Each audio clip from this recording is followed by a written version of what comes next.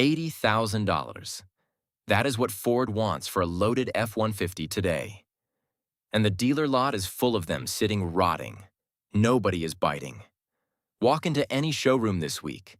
The salesmen look desperate. The trucks have been parked there 90 days, 120 days, some past 200 days, and the manufacturers are quietly panicking. Here is the part they do not want you to hear. The truck you are financing for 84 months will not be worth half that price in 3 years. The engine inside might not survive 60,000 miles. And the people who actually need a truck, the contractors, the farmers, the working hands, have walked away from the new lot. They cannot play this game anymore. After more than 20 years in this trade, I have torn down engines from every brand. I have seen this industry pull every dirty trick in the book. What is happening in 2026 is different. This is the moment it all broke. 3 questions, and you are going to want answers to all of them. Why did pickup prices double in 5 years? Why are dealers sitting on a year's worth of unsold inventory? And why is every major manufacturer quietly recalling engines they sold you as the most reliable ever? Stay with me. If you are shopping for a truck or you already own one, this is the most expensive video you will watch this year. Let us start with the price tag because that is where the whole illusion begins. In 2018, a loaded F-150 Lariat cost about $48,000. Today, that same trim level is $68,000. Same truck, same factory, same workers, $20,000 more. For what? For nothing. They added a bigger screen, a heated steering wheel, some software you don't need. That's the whole upgrade. The frame is identical. The aluminum bed is identical. The engine block was actually downgraded from cast iron to aluminum, and they charged you $20,000 more for the privilege. Multiply this across every truck on every lot. Ram 1500 Limited is $88,000. Silverado High Country is $79,000. GMC Sierra Denali Ultimate is $92,000. These are pickup trucks. They were never supposed to cost this much. According to Cox Automotive data, the average new truck transaction in America right now sits at $58,000. The average monthly payment crossed $1,080 for a truck. Not a house, a truck. And the average loan is now 72 months long. Some banks are pushing 84 months, 6 and 7 years of payments on a vehicle that will be scrapped by month 48. You're not buying a truck. You're financing a depreciating asset. Slower than a house, faster than a phone at 7% interest. And here's where I have to stop and ask the obvious question. Who exactly is this truck for? Because I've been in this trade my whole life, and I'll tell you something. The guy who actually uses his truck, who loads it with lumber on Mondays and tows a trailer on weekends, that guy is buying used. He found a 2018 Tundra with 200,000 miles. He paid $22,000 cash. He is done with the new truck game. He saw the writing on the wall years ago. A new F-150 bought today loses 30% of its value in the first 12 months.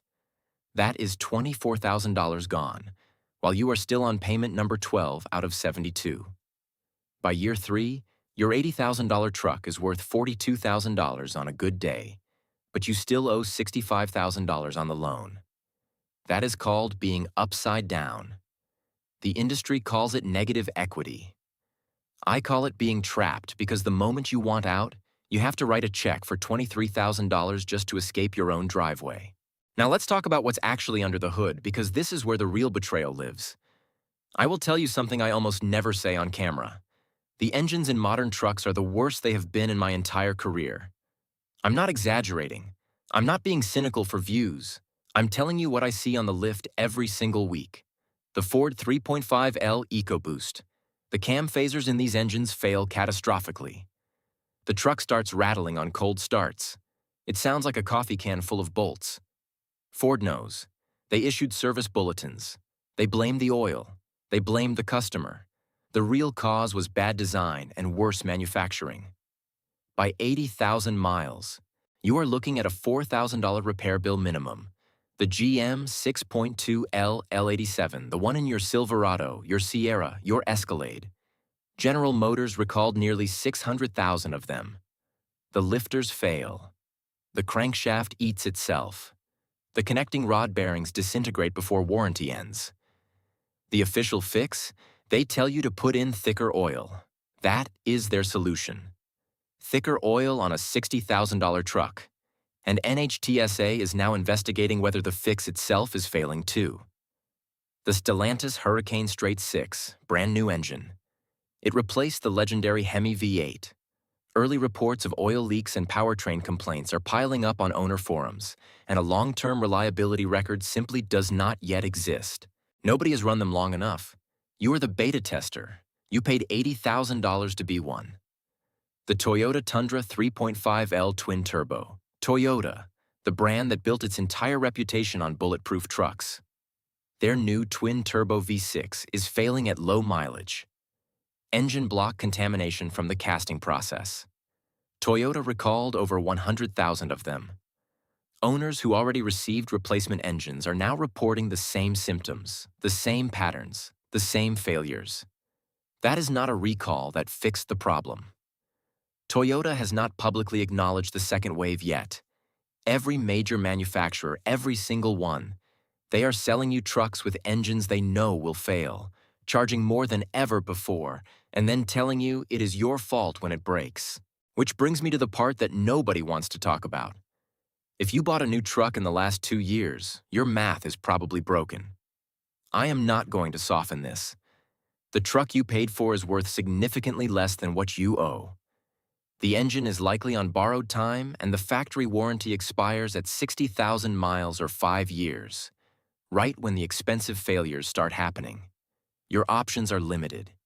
You can keep paying. You can dump it and eat the negative equity. You can pray the engine holds. None of these are good options. They were all manufactured by an industry that knew exactly what it was doing. The 2026 pickup market is not a market anymore. It is a graveyard. The dealers know. The manufacturers know. The auto journalists who depend on free press vehicles, they know too. They just will not tell you because their next loaner truck depends on staying quiet. If you own one of these trucks or you're about to sign on one, tell me which engine in the comments. I read every thread. The patterns in those threads are how I figure out which crisis to cover next. The discount that was not there last year will be there next quarter. The truck that cost $80,000 today will be $65,000 by spring. And the engine inside it still will not be worth what they are asking for it. The working guys figured this out years ago. They are driving trucks from the early 2010s. They paid cash. They sleep at night. The rest of the market is about to find out the same way they did, the hard way.